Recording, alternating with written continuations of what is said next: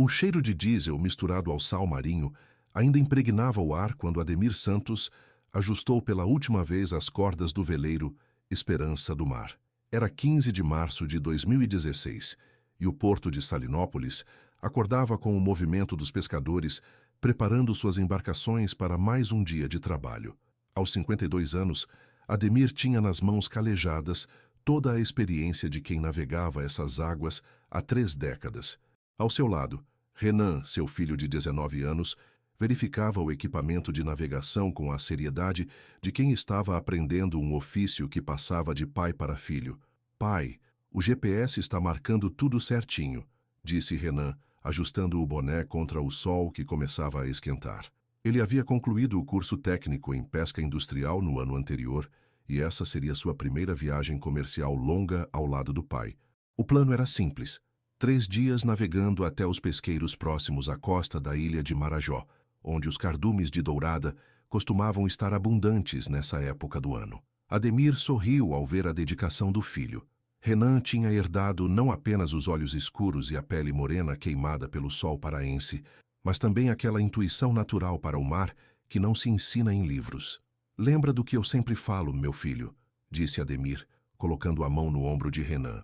O mar é nosso parceiro, não nosso inimigo, mas ele cobra respeito. A embarcação de 12 metros estava impecável. Ademir havia investido suas economias na reforma completa, motor revisado, sistema de navegação atualizado, casco pintado de azul e branco. Mesmo sendo um pescador de origem humilde, criado na pequena comunidade de pescadores de Curuçá, ele sempre tratou seu barco com o carinho de quem sabe que ali estava seu sustento e o futuro da família. Por volta das 6 da manhã, despediram-se de Mariana, esposa de Ademir e mãe de Renan. Ela os acompanhou até o pier, como fazia sempre que os dois saíam para pescar juntos. Cuidem-se, disse ela, abraçando primeiro o marido e depois o filho. E não se esqueçam de ligar pelo rádio quando chegarem lá. Mariana tinha 48 anos e trabalhava como professora na Escola Municipal de Salinópolis. Conhecia bem a rotina dos pescadores e sabia que era normal ficarem alguns dias sem notícias quando estavam em alto mar. O Esperança do Mar deixou o porto às 6h30, navegando pela baía de Marapanim em direção ao oceano. Outros pescadores acenaram da margem. Ademir era respeitado na comunidade, conhecido pela honestidade e pela generosidade em dividir informações sobre os melhores pesqueiros. O último registro da embarcação foi feito pela Capitania dos Portos, às 7h15, quando cruzou o canal de saída da baía. As condições meteorológicas estavam favoráveis, vento nordeste de 12 nós, mar com ondas de 1,5 metro e visibilidade boa. O plano era navegar por cerca de 180 quilômetros até uma área conhecida pelos pescadores locais como Pesqueiro do Japonês, próxima ao litoral nordeste da ilha de Marajó. Ali, as correntes marítimas criavam condições ideais para a pesca da dourada e do robalo. Durante toda a manhã de 15 de março, outros pescadores relataram ter visto o veleiro navegando normalmente. João Nascimento, que pescava na região há 25 anos, foi o último a avistá-los por volta das 10h30. Vi eles passando bem certinho. O barco estava com boa velocidade e não notei nada estranho, contaria João anos depois aos investigadores. Depois das 11 horas da manhã de 15 de março de 2016, o de Esperança do Mar simplesmente desapareceu do horizonte, levando consigo Ademir Santos e seu filho Renan. Era como se o Oceano Atlântico tivesse engolido pai e filho, deixando para trás apenas o eco das últimas palavras que Renan havia dito à mãe na manhã daquela terça-feira. Quando voltarmos, vou te trazer o maior dourado que você já viu na vida. Na noite de 17 de março, Mariana Santos não conseguiu mais disfarçar a ansiedade. Era quinta-feira, e Ademir havia prometido voltar no máximo até quarta-feira à noite. Ela ligou o rádio amador que tinham em casa e começou a tentar contato com o Esperança do Mar. Ademir, você está me escutando? Câmbio. Apenas o chiado estático respondia. Tentou várias vezes, mudando as frequências que o marido costumava usar. Nada. Na madrugada de sexta-feira, 18 de março, Mariana procurou a Capitania dos Portos de Salinópolis. O capitão-tenente Silva, responsável pelo posto, A recebeu com a seriedade que o caso exigia, mas também com a cautela de quem conhecia as peculiaridades da pesca na região. Dona Mariana: é normal os pescadores se atrasarem quando encontram um cardume bom. Às vezes ficam mais 2, 3 dias aproveitando a sorte. Mesmo assim, ele registrou oficialmente o desaparecimento e acionou o protocolo de busca e salvamento. A primeira operação de busca começou na manhã de 18 de março. 3 embarcações da capitania e uma aeronave da Força Aérea Brasileira saíram para varrer a rota provável que Ademir havia seguido. O comandante da operação, capitão de corveta Mendes, coordenava as buscas de Belém. Estamos cobrindo uma área de aproximadamente 1.200 quilômetros quadrados, explicou ele à imprensa local. E as condições meteorológicas estão boas e temos esperança de localizá-los em breve. Durante 5 dias, as equipes de resgate sobrevoaram e navegaram pela região entre Salinópolis e Marajó. Encontraram destroços de outras embarcações antigas, redes de pesca perdidas, mas nenhum sinal do Esperança do Mar. A aeronave da FAB voou em padrão de busca por mais de 30 horas, cobrindo desde a costa paraense até 100 milhas náuticas mar adentro. Mergulhadores da Marinha investigaram 3 pontos, onde sonar detectou objetos submersos, mas não eram o veleiro desaparecido. Mariana não saía de casa. Vizinhos e parentes se revezavam para fazer companhia e trazer comida, mas ela mal tocava nos pratos. Eu sei que eles estão vivos, repetia para quem quisesse ouvir. Ademir conhece esse mar como ninguém. Eles devem estar numa ilha, esperando socorro. Dormia pouco, sempre com o rádio ligado, na esperança de captar algum sinal de socorro.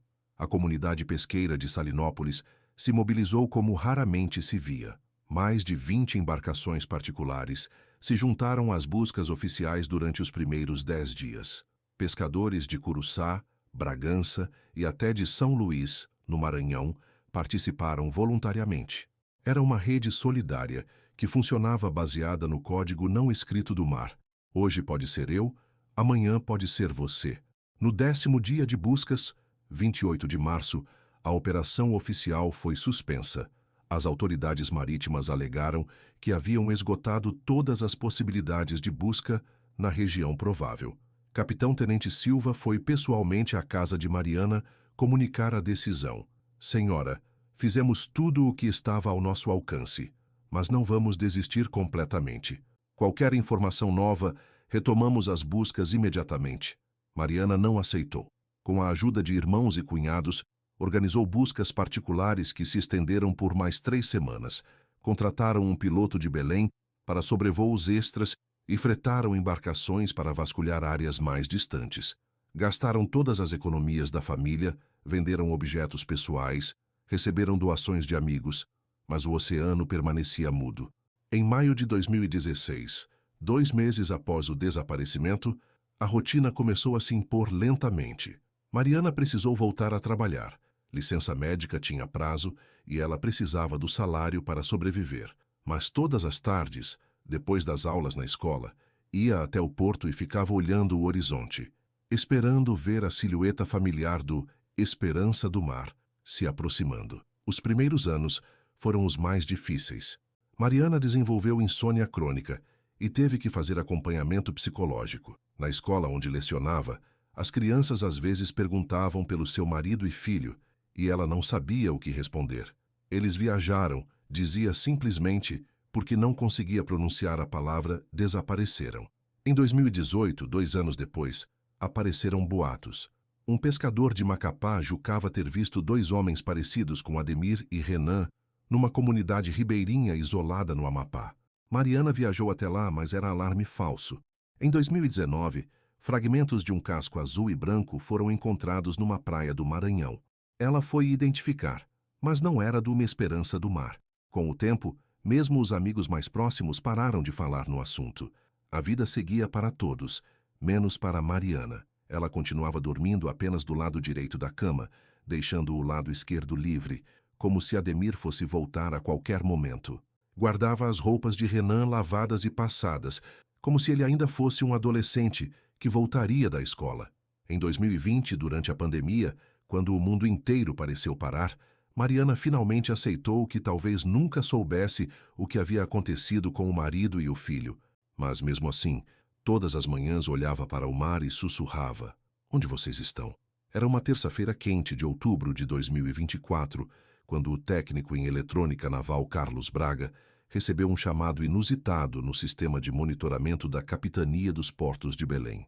Às 14h37, uma embarcação identificada como ESPR Marpa 001 havia ativado automaticamente seu transponder AIS numa posição aproximada a 15 milhas náuticas ao sul da ilha de Marajó. Carlos franzou a testa olhando para a tela. Aquele código estava marcado como embarcação desaparecida desde março de 2016. "Capitão, o senhor precisa ver isso", disse Carlos ao comandante do centro de controle. O capitão de mar e guerra Ferreira se aproximou da tela e imediatamente reconheceu o código. Era o Esperança do Mar, o veleiro de Ademir Santos, que havia desaparecido há 8 anos. "Isso tem que ser erro do sistema", murmurou Ferreira, mas ordenou que verificassem imediatamente. O sinal havia durado apenas 47 segundos, tempo suficiente para registrar posição GPS exata, mas curto demais para transmitir dados completos sobre estado da embarcação. A localização indicava uma área de águas rasas e bancos de areia conhecida pelos navegadores locais como Coroa do Pesqueiro, um trecho traiçoeiro que ficava parcialmente submerso durante a maré alta. Em menos de 2 horas, uma equipe de mergulho da Marinha estava a caminho do local. A embarcação de resgate Guajará chegou às coordenadas indicadas às 17h20. O que encontraram mudaria para sempre a história do desaparecimento de Ademir e Renan Santos. A 15 metros de profundidade, parcialmente soterrado na areia e coberto por 8 anos de vida marinha, estava o casco do Esperança do Mar. O veleiro jazia de lado, com o mastro quebrado e o casco apresentando uma fissura de aproximadamente 2 metros na lateral direita. Cracas, algas e pequenos corais haviam transformado a embarcação azul e branca numa estrutura quase irreconhecível. O primeiro mergulhador a descer, Sargento Oliveira, relatou pelo rádio: "Embarcação localizada e identificada. Casco íntegro na maior parte, mas com danos significativos no lado direito. Vou investigar o interior." O coração de toda a equipe acelerate enquanto aguardavam o relatório completo. Dentro da cabine, o cenário era de devastação controlada pelo tempo e pelo mar. Equipamentos de navegação corroídos, redes de pesca emaranhadas, objetos pessoais espalhados pelo compartimento. Mas o que mais chamou atenção foi o que encontraram no pequeno camarote da proa. Uma mochila impermeável ainda lacrada, milagrosamente preservada. Quando içaram a mochila para a superfície, toda a tripulação ficou em silêncio. Era uma daquelas mochilas que pescadores experientes usam para guardar documentos importantes e objetos pessoais durante viagens longas. Estava fechada com um sistema de vedação que havia resistido a 8 anos submerso. O comandante da operação decidiu não abrir a mochila ali mesmo. "Isso vai para a perícia forense em Belém", determinou. "Pode conter evidências cruciais sobre o que aconteceu." Mas todos sabiam que, depois de tanto tempo, qualquer pista seria um milagre. A notícia da descoberta chegou até Mariana Santos, através de uma ligação da Capitania dos Portos, na manhã de 23 de outubro. Ela estava corrigindo provas na escola quando o telefone tocou. "Senhora Mariana, aqui é o capitão Ferreira, da Capitania dos Portos de Belém. Encontramos o barco do seu marido. O mundo parou. 8 anos, 6 meses e 8 dias depois do desaparecimento, Mariana finalmente teve a confirmação de que o Esperança do Mar havia naufragado. Mas onde estavam Ademir e Renan? Por que o transponder havia ativado justamente agora? E, principalmente, o que havia dentro daquela mochila que o mar guardou durante quase uma década? As perguntas se multiplicaram quando os investigadores descobriram algo desconcertante. A fissura no casco não parecia ter sido causada por colisão com rochas ou recifes. As bordas do rasgo apresentavam características que sugeriam dano causado por objeto perfurante, possivelmente a hélice de uma embarcação maior. Era como se o Esperança do Mar tivesse sido abalroado por outro barco. Mas se havia sido acidente, por que ninguém havia reportado? E se não foi acidente, o que realmente aconteceu naquela manhã de março de 2016, quando pai e filho saíram de Salinópolis para pescar e nunca mais voltaram? A mochila impermeável guardava as respostas. E Mariana Santos, depois de 8 anos de agonia, finalmente descobriria a verdade sobre o destino do marido e do filho. A mochila foi aberta na presença de Mariana, do delegado Maurício Cardoso da Polícia Civil do Pará e da perita criminal Derotrá, Regina Santos, sem parentesco com a família, no Laboratório de Criminalística de Belém, em 25 de outubro de 2024. Quando o lacre se rompeu, um cheiro de plástico e umidade escapou, mas o conteúdo estava surpreendentemente preservado. O primeiro item retirado foi um caderno de anotações de Renan, envolto em plástico filme. As páginas continham registros detalhados dos últimos meses, coordenadas de pesqueiros, anotações sobre marés, preços de pescado no mercado, mas nas últimas páginas a caligrafia mudava, ficava mais apressada, nervosa. Pai está preocupado com o Carlinhos. Disse que ele anda fazendo perguntas sobre nossos pesqueiros. Não gostou nada da história dos mapas. Mariana franziu a testa. Carlinhos era Carlos Mendonça, um pescador de Bragança que havia se aproximado de Ademir nos últimos meses antes do desaparecimento. Ela se lembrava vagamente dele, um homem na casa dos 40 anos que havia aparecido na região, alegando ter perdido sua embarcação num temporal e estar procurando oportunidade de trabalho com pescadores experientes. O segundo item era mais perturbador. Um envelope lacrado com a letra de Ademir. Dentro, uma carta incompleta dirigida a Mariana.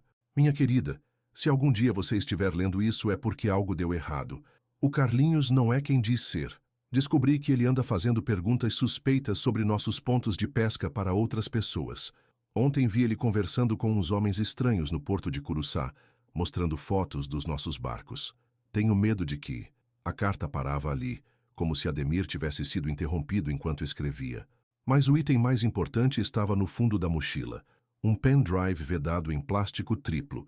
Quando conectaram no computador do laboratório, encontraram dezenas de fotos e vídeos que Renan havia feito durante as últimas viagens de pesca. A maioria eram imagens rotineiras, peixes capturados, paisagens marítimas, momentos de descanso no barco. Porém, nos últimos arquivos, datados de 13 e 14 de março de 2016, as imagens contavam uma história diferente.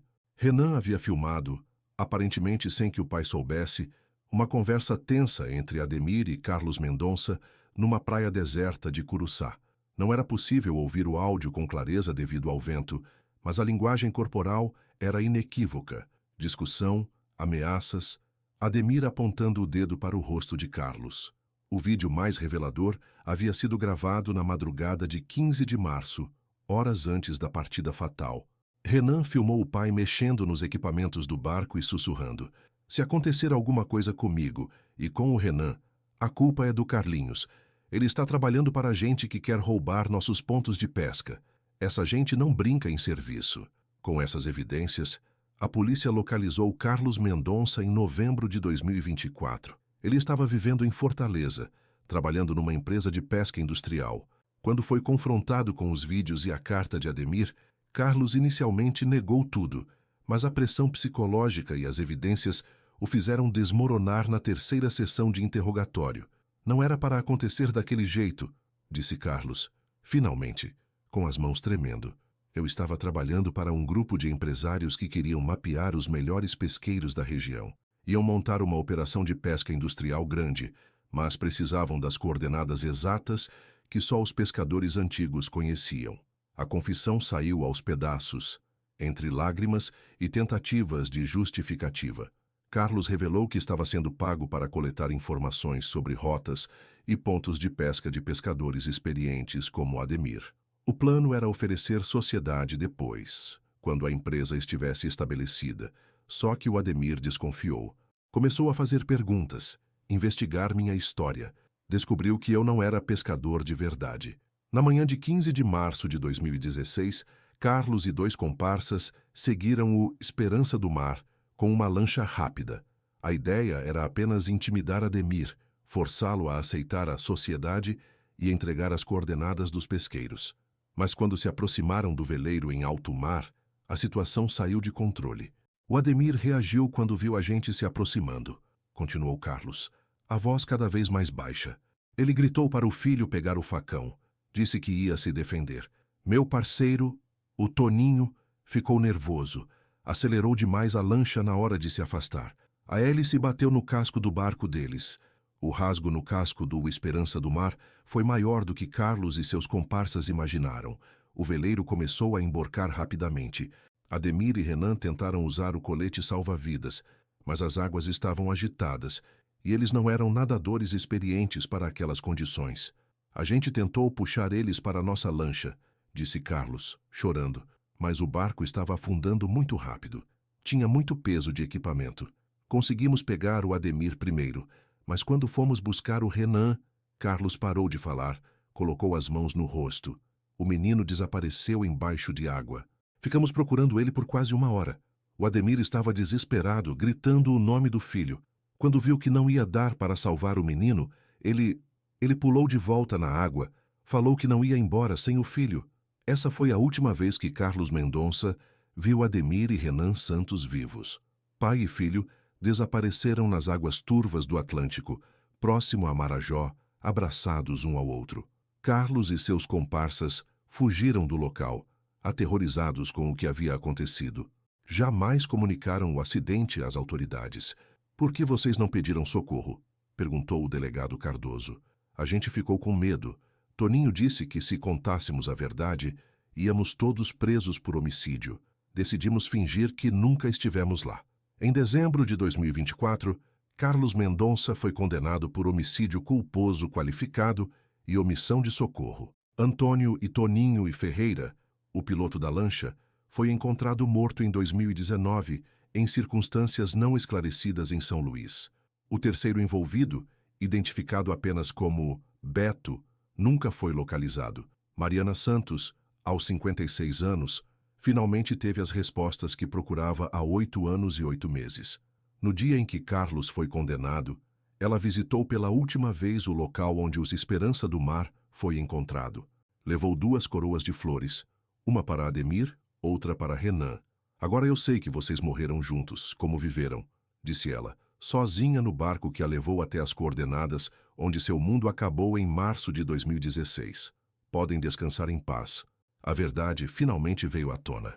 O transponder que se ativou misteriosamente em outubro de 2024 havia sido danificado no acidente, mas conseguiu funcionar por alguns segundos quando a corrosão finalmente liberou um circuito que estava em curto-circuito há quase 1 década. Foi como se Ademir e Renan tivessem encontrado uma última maneira de contar sua história. Mariana vendeu a casa em Salinópolis e se mudou para Belém no início de 2025. Mas antes de partir, doou todos os equipamentos de pesca de Ademir para jovens pescadores da comunidade. Que esse mar continue dando sustento para outras famílias, disse ela, mas que nunca mais guarde segredos como guardou o meu. A empresa que financiava Carlos nunca foi identificada. O caso permanece aberto para a investigação dos mandantes, mas Mariana encontrou sua paz ao descobrir que Ademir morreu como viveu, protegendo o filho e defendendo o que acreditava ser certo. O de Esperança do Mar permanece no fundo do oceano, próximo a Marajó como um memorial eterno de um pai e filho que o mar levou, mas que a verdade trouxe de volta.